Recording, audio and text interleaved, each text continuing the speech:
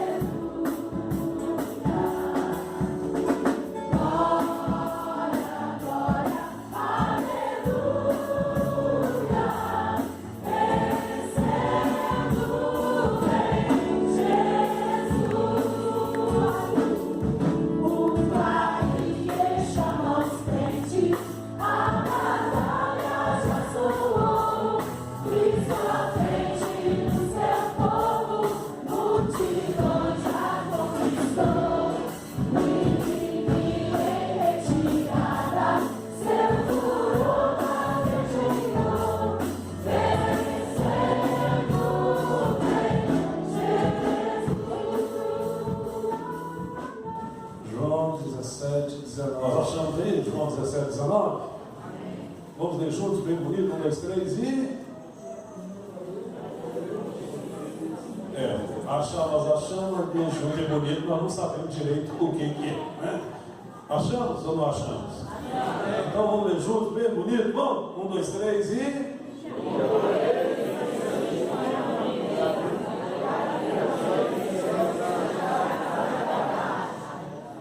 Isso é Jesus conversando com o Pai, conversando com Deus, a respeito dos discípulos que já andavam com Ele, também a nosso respeito, dizendo isso: em favor deles eu me santifico, para que também eles sejam santificados pela verdade. Aleluia.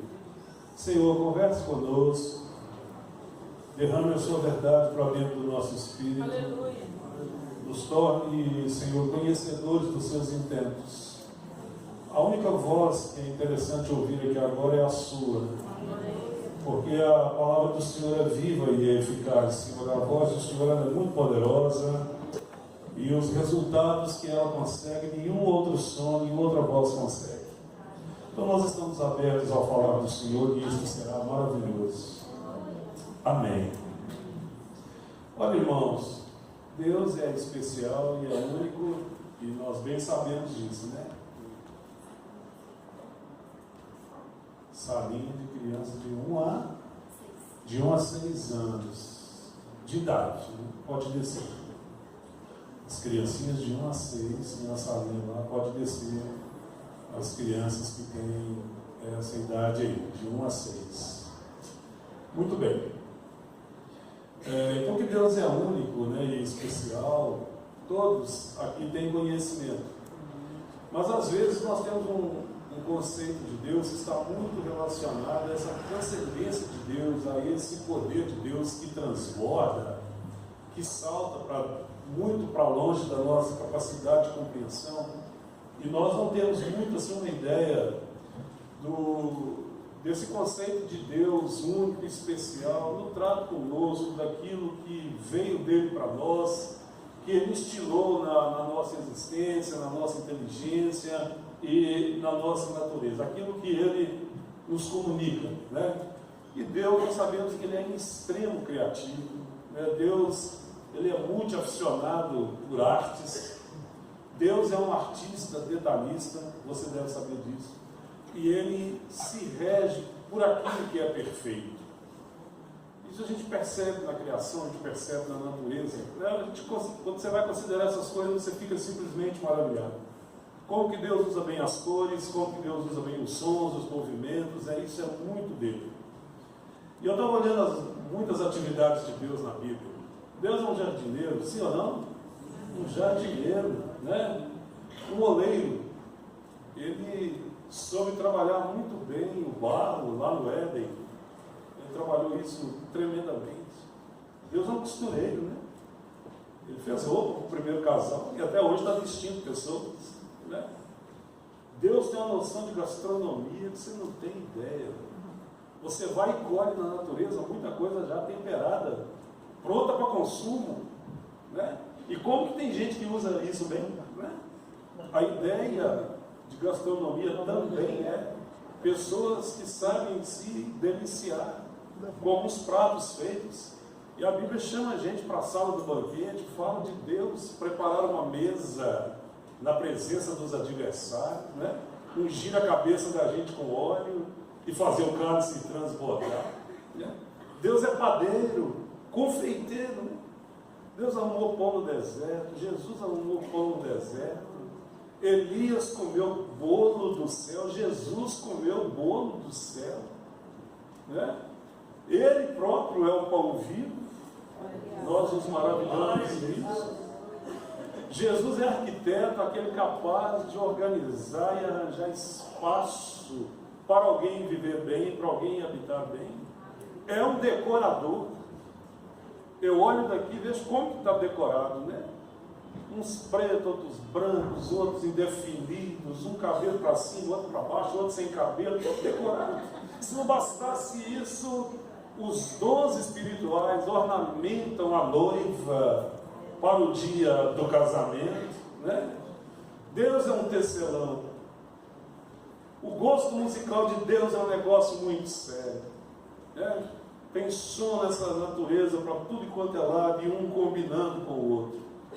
E a Bíblia diz, irmãos, provando que Deus é esse artista, que Deus é essa pessoa maravilhosa, que eu e você somos vasos trabalhados pela mão desse oleiro. A Bíblia diz que nós somos um poema. O texto de Efésios que diz que nós somos feitura dele, no original quer dizer assim, que nós somos um poema. É para alguém olhar para a gente, nos notar e render graças ao Senhor. Aleluia. A prova de que Deus é um artista é que nós somos um perfume. Está tudo na palavra. Deus é um perfumista. Está tudo registrado, né? Tão tremendo isso. E a prova de que Deus é um artista, que nós somos luz. Tudo isso que nós estamos falando estava embutido em Deus.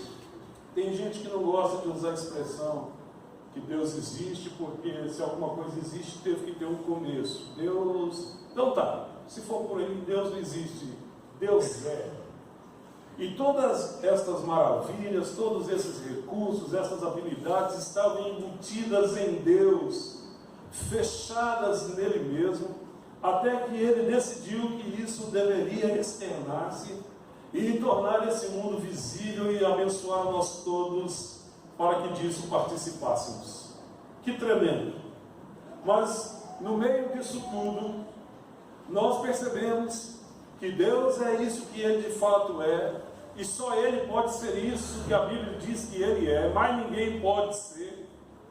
Ele é santo, santo, santo. E essa santidade de Deus o torna diferente, muito diferente. Deus nunca se deixou levar por aquilo que Ele criou, e pelo que as circunstâncias da sua criação trouxe.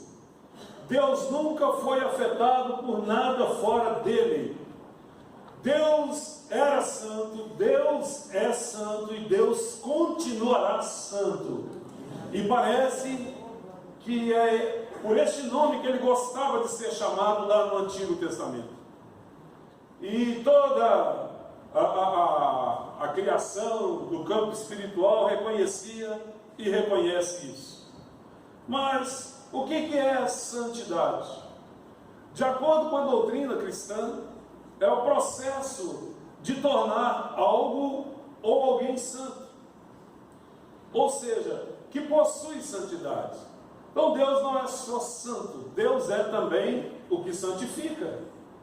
Deus é o que torna alguém santo, que é um conceito de separação. E trata-se de uma separação e de renúncia daquilo que é impuro, daquilo que é mau, daquilo que é profano, tornando então essa pessoa agora imergida nessa santidade, alguém que se dedica a uma vida de devoção para com Deus e em absoluta consagração a este Deus. Mas aí, queridos, para se ter ideia do que realmente é santidade na prática, a coisa mais sábia a se fazer é buscar uma posição panorâmica, estar muito bem localizado, para que a gente possa vislumbrar esse campo daquilo que é santo. E aí, não tem como escapar de Deus. Temos que colocá-lo nesse cenário, temos que colocá-lo nessa situação e mirarmos nele. Porque ele não apenas tem o conceito de santidade, ele é a própria santidade, não é? E isso é simplesmente glorioso. A santidade é uma qualidade central de Deus. Ele não apenas decide o que é certo, ele está certo, ele é certo, e não se discute isso mais. Santidade significa que Deus é completamente separado do pecado e totalmente comprometido com sua honra, com a sua fama. Deus nunca, se depender dele, terá o seu nome manchado ou diminuído. Deus é Deus e Deus é santo porque Deus é Deus e porque Deus é santo. E isso nunca será modificado. Deus nunca estará relacionado a qualquer coisa impura ou qualquer comportamento indigno. Nós vamos achar isso em vários lugares na Bíblia. O atributo da santidade de Deus exige que os pecadores estejam separados dele, a menos que estes sejam justificados pelos méritos de Cristo e sejam feitos santos nele. Queridos, se não fosse a mescla dos demais atributos de Deus, ninguém estaria nele. Nós não teríamos nenhuma chance de relacionamento com Deus. Mas é bom, irmãos, considerarmos que a santidade de Deus não está submissa aos demais atributos. Todos eles são harmoniosos entre si. Se Deus resolver julgar a ira dele sobre nós, Ele não deixará de ser santo por isso. Se Deus nos negar a abençoar de qualquer maneira, Ele não deixa de ser santo. Todos os atributos de Deus são harmoniosos entre eles. E isso torna Deus esse ser tão perfeito que nós paramos para admirar e para dar glória, né? Aleluia. A santidade de Deus exigiu que Abraão se separasse da sua parentela. Tem hora que a gente fica assim meio perdido, né? O que é mais importante? Igreja, Jesus, família? A verdade é que se para ser santo e para entrar na vida você tem que afastar-se da sua família, você deverá fazê-lo. É a exigência da santidade de Deus. Pesado, difícil de entender às vezes, mas fato. Deus exigiu que Abraão se separasse da sua parentela, porque ele precisava de ter em Abraão uma pessoa santa. Exigiu que Moisés tirasse a sandália dos seus pés, porque o ambiente era santo. Exigiu que os filhos de Israel não tocassem no monte que fumegava, por causa da presença santa dele ali naquele lugar.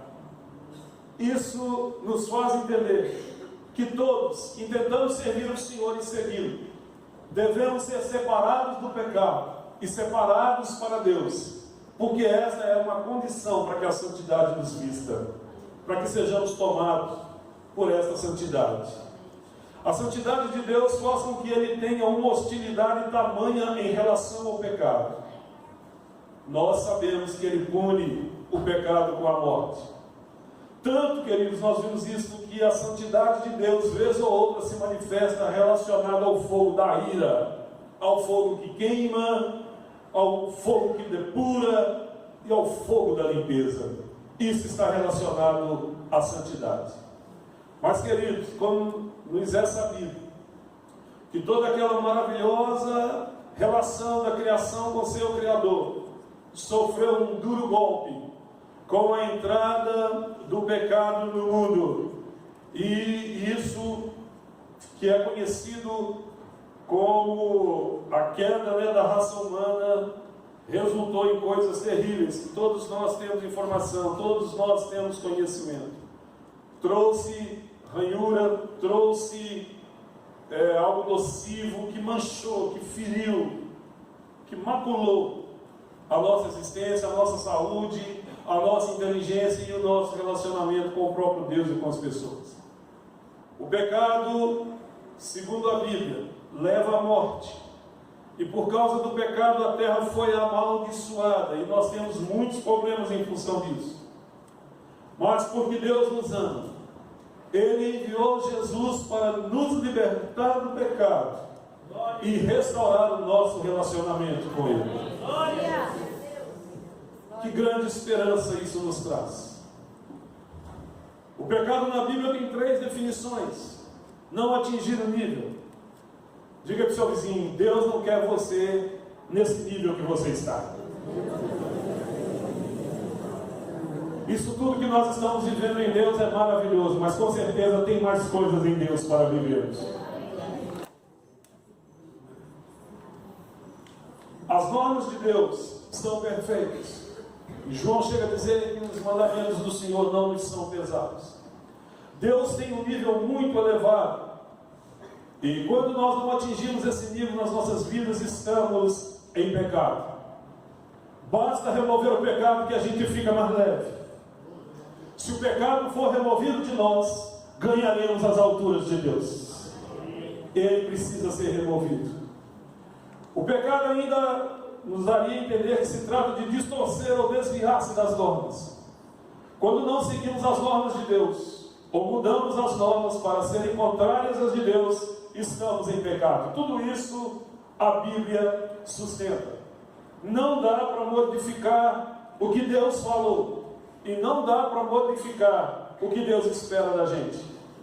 E ainda, o pecado é a rebelião contra as normas, a luta de não querermos governo sobre nós, de termos uma vida autônoma, uma vida independente. Isso acontece quando rejeitamos as normas de Deus. Nós observamos lá no começo um Deus perfeito, um Deus tremendo, que compartilha as suas habilidades e os seus recursos conosco, mas também um Deus que se recusa a fazer isso na nossa vida, uma vez que nos tornamos inimigos dele e amigos do pecado. O pecado todo pode significar nossas ações como a nossa natureza. Outro dia, para variar, alguém veio me questionar: se Deus é bom, se Deus é isso, se Deus é aquilo, por que as criancinhas inocentes, sem pecado, sofrem? Eu não sei quem falou que a criancinha não tem pecado. Todos pecaram. Por essa razão, Jesus mandou pregar o Evangelho a toda criatura. Todos nós precisamos nos submeter a Cristo, reconhecer a sua obra, admitir o nosso pecado. Todos pecaram, todos, é o que a Bíblia diz. Então nós precisamos entender que Deus trata isso com muita seriedade. A nossa natureza é pecaminosa. O Lanson disse isso, né? Eu peco não é porque eu sou pecador, ou eu não sou pecador porque eu peco, melhor dizendo, eu não sou pecador porque eu peco. Eu peco é porque eu sou pecador. Eu não me tornei pecador depois do meu primeiro pecado. Eu cometi o meu primeiro pecado porque a minha natureza é pecaminosa. E o Senhor trata isso com muita seriedade. A Bíblia diz que fazemos coisas que são pecado, e que o pecado é uma parte de nós, como que é uma doença crônica. Temos tendência a pecar. Isso não significa que não somos culpados. Cada pessoa pode escolher pecar ou não. Porque muita gente se justifica, né, assim, usa isso como uma escora. Deus conhece o meu coração. Eu faço isso porque a carne é fraca. Não serve como desculpa. Quais as consequências do pecado? A separação de Deus. Porque essa é a pior consequência. De vez em quando alguém me chama para falar, eu gostaria que você falasse sobre quebra de maldição. Maldição hereditária, maldição familiar. Não creio nisto. A maior maldição é estar fora da bênção. E a maior bênção é estar em Cristo Jesus. Então é nisso que nós precisamos crer, e é nele que precisamos estar. Deus é bom e não pode conviver com o pecado. A bondade de Deus e a santidade de Deus não admite a presença do pecado e nem do pecador sem tratar-se. O afastamento do amor de Deus leva a todas as outras consequências. Em pecado, Deus não pode ir onde estamos indo. Deus não pode nos responder na nossa oração, porque Ele não ouve a pecadores.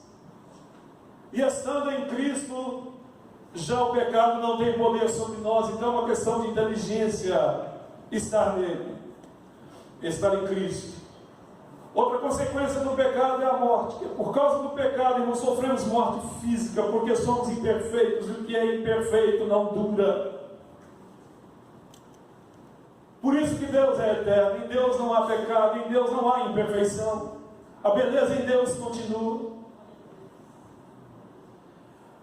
Outra consequência do pecado é a insegurança e perda de sentido. É em Deus que nós encontramos a nossa identidade.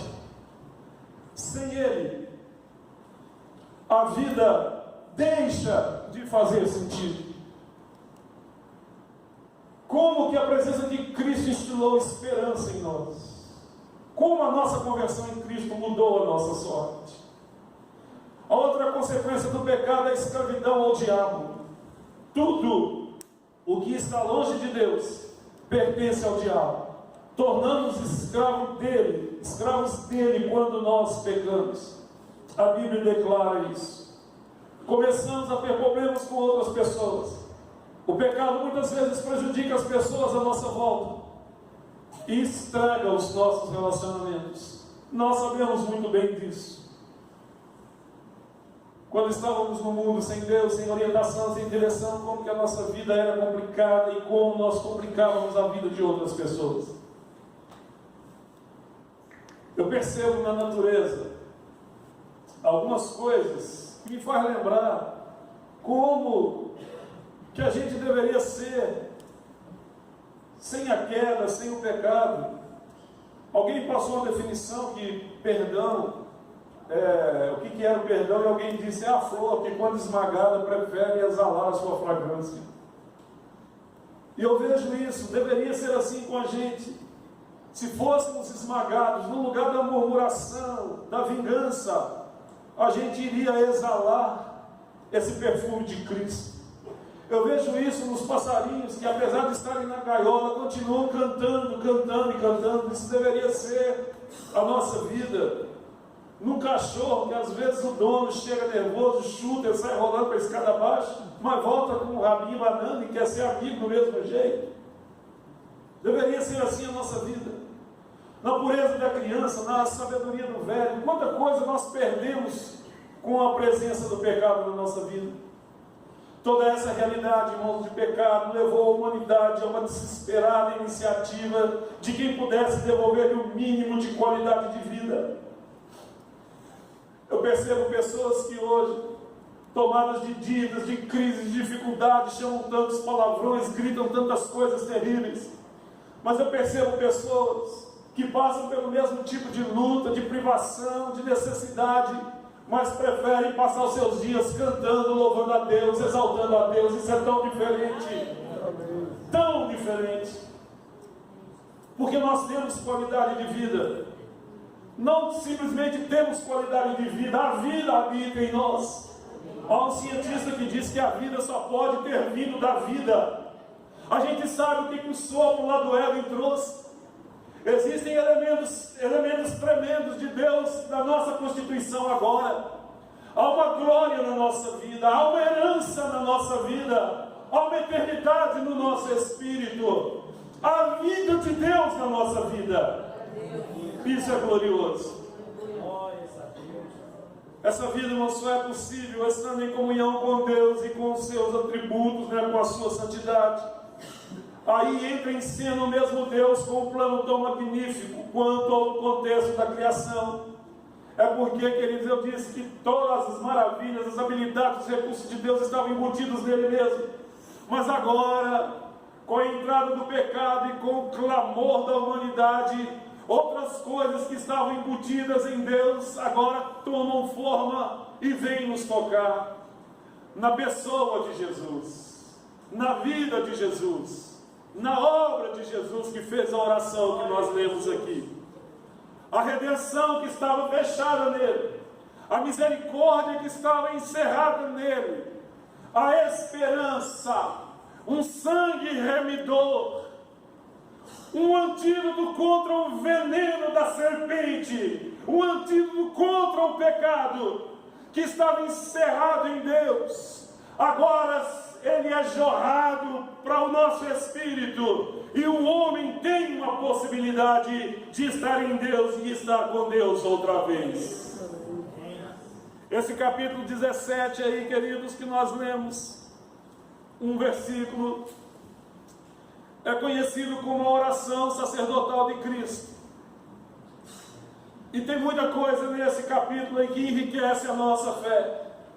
Naturalmente eu não estou aqui para tratar de uma exegese desse capítulo, mas de explorar um tema. Mas eu gostaria de sugerir que você depois se debruçasse sobre esse capítulo das Escrituras e lesse junto com o Espírito Santo e deixasse a sua alma viajar no Senhor, assim como o seu espírito, porque com certeza você descobrirá coisas no Senhor que até então estão encobertas. Quando a gente lê esse capítulo, a gente vai percebendo coisas interessantes, que o Senhor Jesus conhecia todas as nossas necessidades mais importantes, e Ele orou cada uma delas a Deus. Olha que coisa espetacular. A gente não sabe lidar com esse ponto das Escrituras. Antes, mas muito antes de haver mundo, de haver qualquer coisa manifesta, encarnada, visível, este Jesus já havia morrido por nós. Ele nos curou antes da doença. Ele providenciou o recurso antes que o mal nos acometesse. Ele orou por cada uma das nossas necessidades.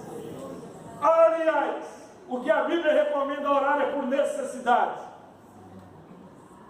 Tem gente que me pede para orar por isso e por aquilo. Já acabei com o negócio de caixinha de pedido de oração. Faz é tempo. Porque o Senhor nunca nos ensinou a orar por coisas que nós queremos. Ele nos ensinou a orar por coisas que nós necessitamos. E outra coisa, a Bíblia também não ensina a gente ficar pedindo oração. A Bíblia diz para a gente orar. É muito cômodo você ficar pedindo alguém para orar. Jesus orou não pelos nossos sentimentos. Jesus não orou pelos nossos desejos. Ele orou pelas nossas necessidades. Ele sabia que nós seríamos assediados por demônios. Ele sabia que a nossa carne é consciente. Ele sabia que o nosso olhar é interesseiro. Ele orou por nós, para que essa área da nossa vida fosse cuidada. O Senhor orou para que o nosso coração e a nossa mente estivessem guardadas nele. Portanto, o Senhor Jesus é o único que pode nos santificar pela sua obra e pelo preço que pagou. Nós não podemos ignorar como essa oração é um testemunho de que significa para Jesus nos amar. Eu acho interessante a gente chegar para alguém e falar: Jesus te ama, eu te amo. Mas Jesus nos ama desde os tempos eternos. Uma das coisas que Jesus mais fez foi orar. E foi para Jesus uma das experiências mais vitoriosas. E eu dou graças a Deus por Jesus não ter feito uma oração, porque na Bíblia tem até uma oração que não foi feita. Porque quando prenderam Jesus, ele disse assim: se eu quisesse, eu rogaria ao Pai, e ele mandaria mais de 12 legiões. Ainda bem que ele não orou.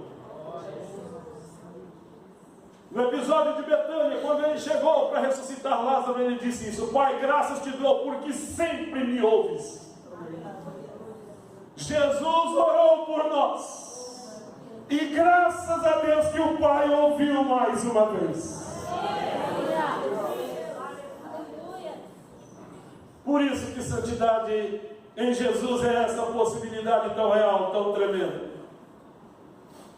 Nesta oração, Ele nos reconhece como indivíduos e nos enquadra perfeitamente no seu plano, agindo a nosso favor. Jesus ilustra de maneira clara o que é amar o próximo. Quando a gente ama, a gente ora. Aleluia. Nós vimos que o Senhor Jesus pediu ao Pai que não fôssemos guardados, que nós fôssemos guardados pelo poder de Deus, preservados do poder do mundo e do maligno. Olha que coisa tremenda. O poder de Deus está nos guardando. O poder de Deus está nos guardando.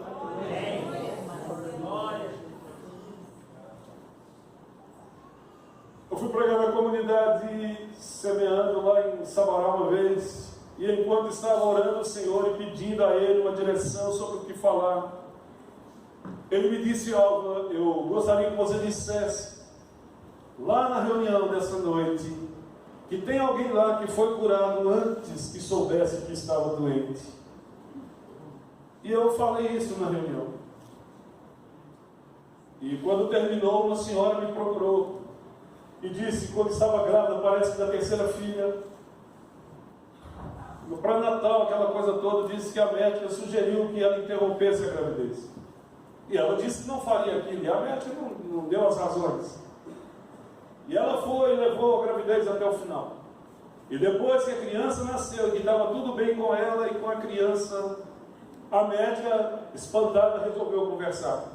Falou: é porque na série de exames, nós descobrimos que você tinha alguns nódulos. E nós entendíamos que deveria interromper a gravidez. Essa mulher só soube que tinha nódulos depois que estava curada. Eu não sei quantos de nós aqui hoje à noite nunca soube de uma enfermidade, porque a mão do Senhor removeu antes que causasse outro dano. Nós não temos ideia de quantos assaltos nós já fomos livres de quantos acidentes, de quantas manifestações na natureza, de quantos insetos nocivos, de quantos animais bravos. O que nós sabemos é Ebenezer, Ebenezer e Ebenezer.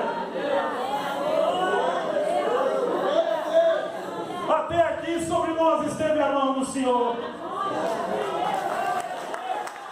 Oh, glória ao nome de Jesus. Glória ao nome de Jesus.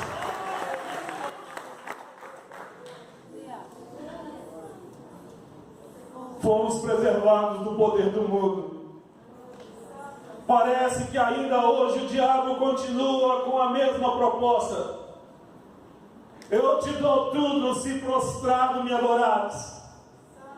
Tem gente que está adorando o trabalho, tem gente que está adorando o alto salário, tem gente que está adorando o próprio corpo, tem gente que continua adorando alguma coisa para ter o reino deste mundo. Mas Jesus deixou claro para a gente que para ter tudo é necessário abrir mão de tudo. Esse mundo não exerce mais nenhuma influência sobre nós. Até porque o nosso inimigo sabe que estamos selados do Espírito Santo para o dia da redenção. E o selo do Espírito indica propriedade, qualidade e destino. Somos de Deus. Propriedade exclusiva. Aleluia por isso. Louvado o nome de Jesus. E também somos livres do poder do maligno. Hoje em dia nem tanto, mas eu sou de uma época, né, que tantos demônios manifestavam nas pessoas, alteravam o aspecto das pessoas, o semblante, o tom de voz, os traços, os movimentos do corpo. E graças a Deus que o maligno não nos toca mais, está na palavra de Deus. Porque esse Jesus se manifestou para desfazer as obras de Satanás. Oh, glorificado o nome de Jesus. Quero fechar dizendo sobre os 3 últimos pedidos de Jesus. Ele orou, conforme lemos aí, para que o crente fosse santificado. No versículo 17, um pouco acima e antecedendo o que nós lemos, disse: santifica-os na verdade. A tua palavra é a verdade. Ele é o elemento santificador. Ele é a palavra viva, é o verbo que se fez carne. O moço, moça, criança, adolescente, ele quer te santificar. Imprimir essa palavra no seu coração, no seu entendimento. Casal, mulher, homem, pastor, ministro do Senhor, ele continua trabalhando essa santificação em nós. É tremendo o que ele fala nesse particular, que a favor da gente, dos seus servos, ele próprio se santificava, para que também fôssemos santificados na verdade. O significado dessa palavra, nos santifica-os, o básico disso é estar separado, no aspecto negativo da coisa, separados do pecado, separados do mundo, separados dos demônios. No aspecto positivo da coisa, separado para Deus. Você é duplamente separado. Não pertence ao pecado, às realidades e circunstâncias do pecado. Você é separado para Deus. E isso inclui as circunstâncias de Deus na sua vida. Uma boa ilustração disso é lá no tabernáculo, quando havia um lugar específico para Deus, separado para Deus. E é isso que o Senhor tem para nos dizer, e quer nos dizer: eu sou o Senhor que te santifica. E há uma necessidade nisso, porque sem santificação ninguém verá o Senhor. Para entrar na vida, para entrar na glória, é necessário que se identifiquem em nós os valores do Senhor. aquilo que é da essência dele, da natureza dele. Há de se achar santidade em nós, de outra sorte estamos fora da vida. No novo nascimento, o crente é conduzido a uma santidade posicional, isto é, uma representação de um relacionamento legal ou uma figura jurídica, porque nós pertencemos ao Senhor Jesus. Porque nós pertencemos ao Senhor Jesus, nós temos sido no aspecto negativo separados do pecado e da consequente morte que ele produz, e positivamente somos unidos ao Senhor Jesus na sua obra redentora. Irmãos, isso é lindo. Eu falei com o Patrícia lá em casa: olha, vocês estão perdidos, não, eu tenho 5 folhas de negócio para pregar para vocês. Mas eu não vou fazer isso com vocês não, de jeito nenhum. Há um aspecto legal nisso, muito interessante. Onde houver um demônio e houver um crente, todos os dois vão saber quem é quem. Quando o aspecto legal da coisa. Satanás anda por aí seduzindo, aprontando, levando as pessoas a fazer uma série de coisas, mas quando chegou no crente, ele tem que parar. É por aí. É uma questão posicional. Oh Jesus, que coisa maravilhosa. Eu penso que o diabo conhece Deus mais do que a gente. E quando ele dá de cara com a gente, ele dá de cara com todos esses aspectos de Deus que nós estamos conversando. É isso que a gente deveria entender. Esse Jesus que se santificou por nós. Que coisa linda, que coisa tremenda. Na vida diária, o crente deve experimentar um crescimento constante no que nós vamos chamar de santidade prática. Eu já ouvi gente dizer que santidade é intenção, já vi gente dizer que santidade é impossível, um tanto de coisa. Mas o fato é que a Bíblia nos chama para sermos santos. E isso há de se manifestar claramente na nossa vida. Irmãos, você não acha um santo dirigindo embriagado. Você não acha um santo cometendo violência de qualquer ordem. Os santos são separados. Os santos glorificam a Deus. Os santos são imitadores de Jesus. Irmãos, aqui dentro dessa congregação de santos, ninguém xinga palavrão, ninguém rouba a carteira do marido, porque também o marido não é pão duro. Aqui está tudo resolvido. Para todo lado que se vira, a gente dá de cara com a santidade. Santidade é a presença de Cristo, é a presença de Deus. Isso nós vamos manifestando no nosso dia a dia. Tem uma série de versículos, irmãos, que nos deixariam assim boquiabertos diante de tanta graça, de tanta glória, de tanta manifestação. Mas eu quero fechar dizendo no versículo que nós lemos aqui, Jesus orando ao Pai, dizendo: eu me santifico a mim mesmo, para que também eles, nós, sejamos santificados na verdade. Jesus, quando disse que a si mesmo se santificava, não é porque ele tinha pecados, mas é porque ele estava funcionando como sacerdote, como mediador. Aquilo ali é lindo, porque quando ele vai para Deus, quando ele vai para a cruz, ele era o nosso representante legal. Tanto é que a Bíblia diz que quando Jesus foi crucificado, nós também fomos. Quando ele foi colocado na sepultura, nós também fomos. Mas essa qualidade de representante nosso que Deus aceitou, quando ele saiu da morte, nós também saímos. Ele nos representava.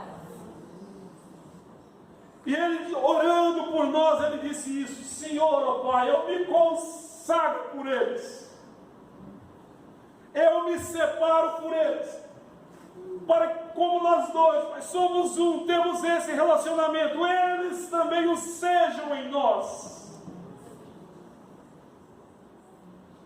Eu viajo nessas coisas. Parece que a gente faz uma viagem de volta e chega lá no Éden, onde tudo é perfeito, onde eu encontro com o jardineiro, aquele que faz a poda em mim, aquele que tira os ramos que não produzem para os produtivos produzirem ainda mais, aquilo que devolve a minha esperança de ser como um dia fui nele e que serei para sempre. Eu gostaria que você soubesse que o Jesus Santo, o Senhor Todo-Poderoso, aquele que era, que é e que há de vir, o Cristo ressurreto, o Filho do Deus vivo, te santifica, está te santificando e te santificará.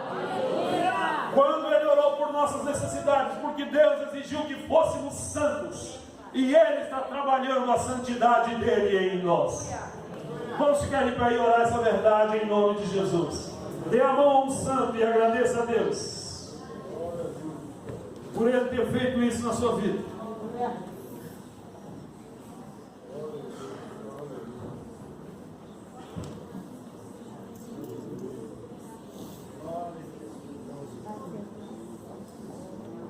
Tem algum santo aqui?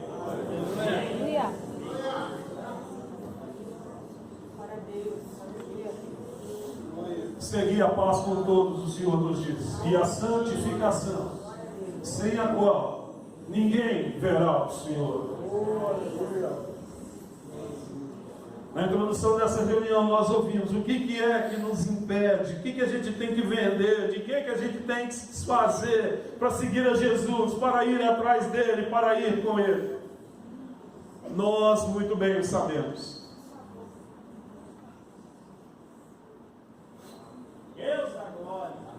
Senhor, santifica o seu povo, isso para o seu deleite, Deus.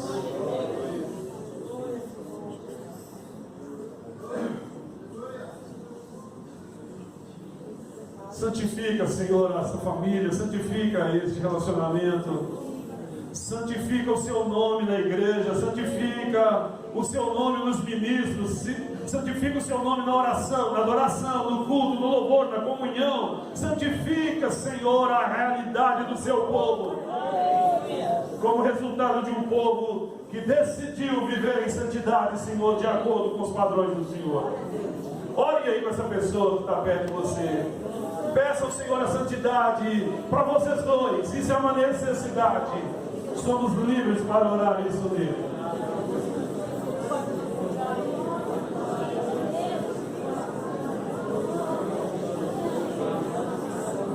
Solte a sua voz. Solte a sua voz em sinceridade, em respeito a Deus e em temor a Ele.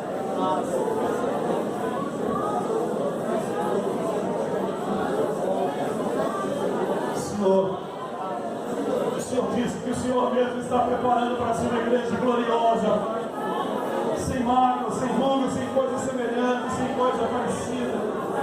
O Senhor é um Deus que está chamando, separando para si um povo santo, um povo que Ele é querido, zeloso e de boas obras. És tu mesmo quem santifica a igreja, Senhor. Tu és aquele que santifica as pessoas, aquelas que foram introduzidas no corpo de Cristo na igreja pela própria obra redentora do seu Filho. Ele voltou por nós, conhecendo as nossas necessidades, conhecendo, ó Deus, o mal que nos acometia.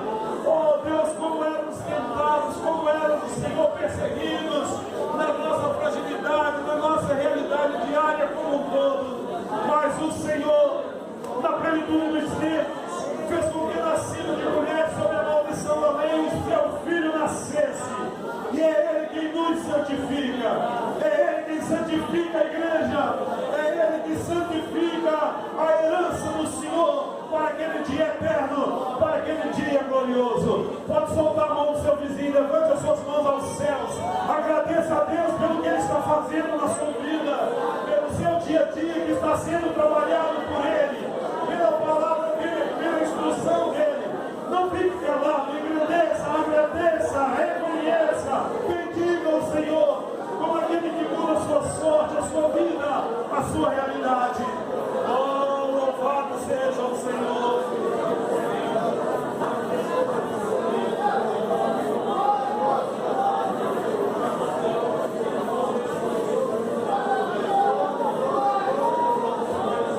Santifica-nos na verdade, Senhor. Porque, Pai querido, o Senhor disse nas Escrituras: conheça a verdade. Conheça a verdade e a verdade te libertará. Conheça a verdade e ela te deixará livre. Ela soltará suas ataduras, as ânsias da morte. Conheça a verdade e ela quebrará suas algemas. Ela romperá com as suas cadeias. Oh, verdade que liberta. Nós somos santificados em ti, Cristo bendito, aquele que rompe com as cadeias e que coloca o povo do Senhor em liberdade. Ao seu nome seja a glória, Deus, e ao nome do Senhor seja o louvor. Nós tributamos a Deus a nossa alegria e a nossa gratidão. Aplaudindo a Ele, nós dizemos que Ele é bendito.